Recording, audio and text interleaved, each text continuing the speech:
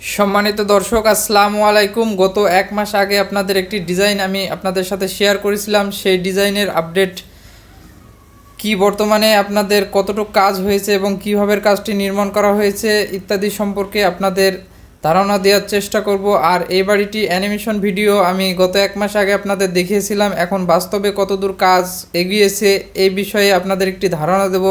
আপনারা যদি কেউ এরকম একটি বাড়ি করতে চান তাহলে আপনাদের কেমন বাজেট আসতে পারে, কোন পর্যন্ত করলে, সেই বিষয়ে আপনারা একটি ধারণা পাবেন।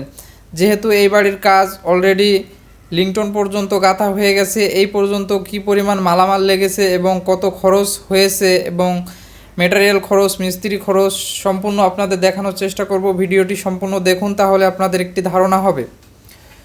তো এটি হচ্ছে এই বিল্ডিংয়ের রিয়েলিস্টিক যে বাড়ির ডিজাইনটি এখন বর্তমানে কাজ চলতেছে সেটির ধারাবাহিকতায় আমি আপনাদের দেখানোর চেষ্টা করছি। এটি ছিল আপনার সিঁড়ি এখনও ওঠানো হয়নি, গাঁথনির কাজ লিংটন পর্যন্ত হয়েছে। এটি হচ্ছে আপনার ডাইনিং রুমের আপনারা অ্যানিমেশন গত এক মাস আগে অবশ্যই দেখেছেন। তো এটা এখন বাস্তব রূপে রূপান্তরিত হচ্ছে, আপনারা দেখতে পাচ্ছেন। এটা সামনের বেডরুমটি 12 ফিট ইন্টু 13 ফিট রয়েছে এবং এই মাঝ বরাবর একটি কমন টয়লেট রাখা হয়েছে, যেটার মাপ রয়েছে 7 ফিট ইন্টু 3.5 ফিট কমপ্লিট থাকবে। এবং পিছনে একটি বেডরুম রয়েছে যার মাপ রয়েছে 10 ফিট ইন্টু 11 ফিট। এবং ডাইনিংয়ের সাথেই কিচেনটা রয়েছে এবং কিচেনের ওই পাশ দিয়ে যেহেতু বাহিরে আরও একটি কিচেন হবে তাই একটি গেট রাখা হয়েছে, আপনারা দেখলেন। তো কিচেনের কাজ মোটামুটি চলতেছে, আপডেট আপনাদের দেখানোর চেষ্টা করব। আর এই পর্যন্ত কিভাবে বিল্ডিংটা নির্মাণ করেছি সেটি আপনাদের দেখানোর চেষ্টা করব। চলুন বন্ধুরা, আমরা ধারাবাহিকভাবে একটু আলোচনা করি এবং দেখে আসি যে আমরা এই বিল্ডিংটা এই পর্যন্ত কিভাবে নির্মাণ করেছি এবং কত টাকা খরচ হয়েছে। সম্মানিত দর্শক, আমরা যেভাবে কাজটি শুরু করেছিলাম আপনাদের ধারাবাহিকভাবে দেখানোর চেষ্টা করব। প্রথমে আমরা ফুটিং ঢালাই করে নিয়েছিলাম। ফুটিং ঢালাইটা আমরা 4 ফিট গভীরে নিয়েছিলাম। তারপরে বালি ভরাট করেছি। বালি ভরাট করার পরে সম্পূর্ণ আমরা বালি দিয়ে ভরাট করেছি। দেখেন, আমরা এখানে যে লোকাল বালি পাওয়া যায়, লোকাল বালি দিয়ে ভরাট করেছি যাতে কোনো ফাঁক না থাকে। এতে আপনাদের নোনা লাগার পরিমাণটাও খুব কমে যায় এবং দেখতেও দেখছেন অনেক সুন্দর হয়েছে। বালি ভরাট করার কারণে আপনার ফাঁক থাকবে না কোথাও, কাজটা খুব ভালো হয়। তারপরে আমরা 2 ফিট শর্ট কলম উঠিয়ে নিয়েছি। 2 ফিট শর্ট কলম ওঠানোর পরে আমাদের যেহেতু উপরে 10 ইঞ্চি গ্রেড ভিম যাবে, এতে আমাদের 3 ফিট ফ্লোর লেভেলটা হয়ে যাবে। তো এটার পরে আমরা যেটা করেছিলাম, এই যে দেখেন সোলিং করে নিয়েছি। একটি 10 ইঞ্চি লেয়ার দিয়ে 3 ইঞ্চি হাইটে একটি সোলিং করে নিয়েছিলাম। যেহেতু আমি খরচের পরিমাণ অনেকটা কমাতে চাচ্ছি সেহেতু আমি 10 ইঞ্চি গাঁথনি পুরোপুরি দেব না। কীভাবে কাজটা করেছি আপনারা একটু লক্ষ্য করলে বুঝতে পারবেন। এখানে সোলিং করার পরে আমি লেপিং করে নিয়েছি, অর্থাৎ আপনারা এই ফটোটা দেখলে বুঝতে পারবেন। এখানে লেপিং করা হয়েছে। লেপিং করার পরে আমি এর ওপরে 5 ইঞ্চি গাঁথনি দিয়েছি। দেখেন, সম্পূর্ণ 5 ইঞ্চি গাঁথনি দেওয়া হয়েছে। 5 ইঞ্চি গাঁথনি দেওয়ার কারণে আমার এখানে 10 ইঞ্চি গাঁথনি দিলে আমার এখানে ডাবল ইট খরচ হতো। সেক্ষেত্রে আমার 5 ইঞ্চি দেওয়ার কারণে আমার সিঙ্গেল ইট, অর্থাৎ যদি আমাদের এই রাউন্ডে 1500 ইট লাগতো, যদি 10 ইঞ্চিতে তাহলে আমাদের 3000 ইট লাগতো। সেক্ষেত্রে অনেক টাকা এখানে সেভ করা হয়েছে।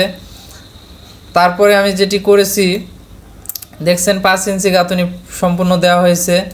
তারপরে আমি বালি ভরাট করে নিয়েছি এইভাবে। 5 ইঞ্চি গাঁথনি দেওয়ার পরে অবশ্যই আপনাদের মনে রাখতে হবে 5 ইঞ্চি গাঁথনি দিলে অবশ্যই 2-3 দিন এটাকে শুকানোর জন্য, অর্থাৎ কিউরিং করার পরে শুকানোর জন্য একটু টাইম দিতে হবে।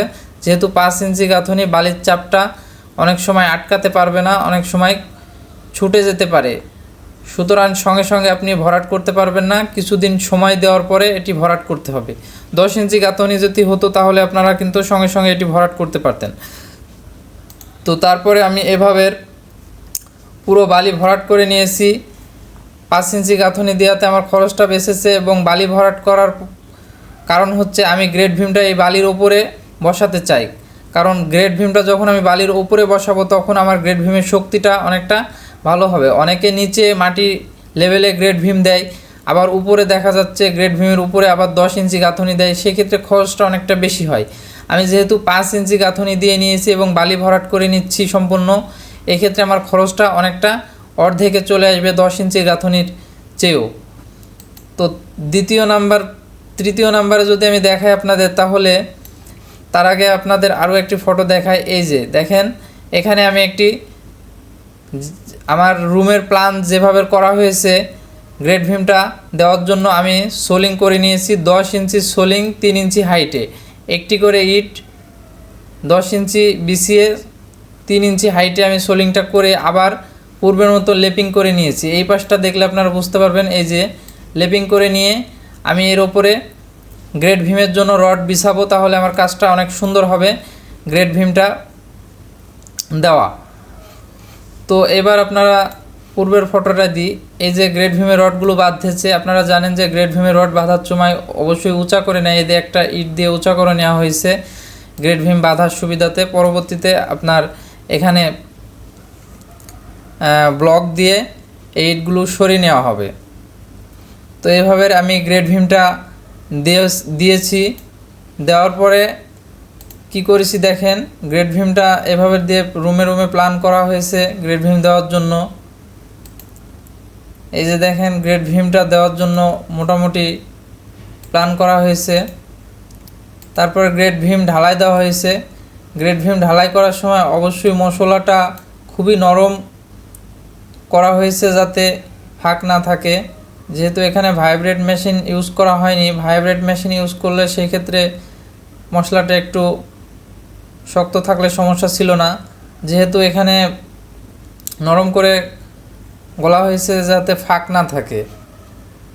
তো এই যে দেখছেন সুন্দর করে করা হয়েছে। এভাবে করার পরে গ্রেড ভিমটা দেওয়া হয়েছে এবং গ্রেড ভিম দেওয়ার পরে দেখেন গ্রেড ভিমটা খোলা হয়েছে।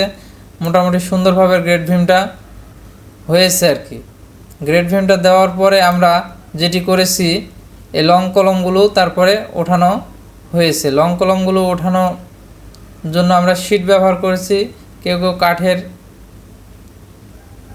শিট ব্যবহার করে, আমরা লোহার শিট ব্যবহার করছি। লোহার শিটটা এখন সব জায়গাতেই চলতেছে, এটিতে কাজকে সহজ করেছে এবং দ্রুততম হয়। তবে আপনারা অর্ধেক একদিন এবং অর্ধেক আরও একদিন দেওয়ার চেষ্টা করবেন কলম ঢালাই দেওয়ার সময়। কলম ঢালাই দেওয়ার সময় একবারে করলে কি হয়, কলমটা সুন্দর হয় না এবং ফাঁক থাকার সম্ভাবনা থাকে। তো দুইবারে করলে ভালো হয়। তো এইভাবে কাজটা আমরা করেছি। এইভাবে কাজটা করতে মোটামুটি দীর্ঘ একটি প্রসেস আপনাদের দেখানোর চেষ্টা করলাম। তো এই পর্যন্ত এই বিল্ডিংটা বর্তমানে আপনারা যে ভিডিও দেখলেন লিংটন পর্যন্ত গাঁথা হয়েছে। এই পর্যন্ত এই বিল্ডিংটা করতে 3.5 লক্ষ টাকা খরচ হয়েছে, মেটেরিয়াল খরচ এবং মিস্ত্রি খরচ সহ।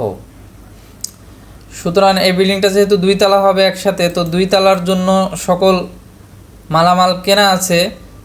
1.5 লাখ টাকার মালামাল এখনও আছে, অর্থাৎ যে পর্যন্ত হয়েছে। আমি যদি একটি খরচের বিবরণ দিই আপনাদের, আমার 1.5 লাখ টাকার মালামাল এখনও রয়ে গেছে এবং 3.5 লক্ষ টাকা এই পর্যন্ত খরচ হয়েছে।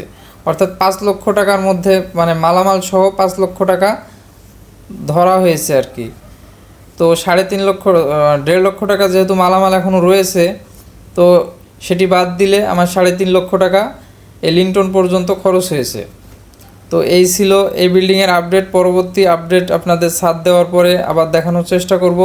সে পর্যন্ত ভালো থাকবেন। ধন্যবাদ সবাইকে। আসসালামু আলাইকুম।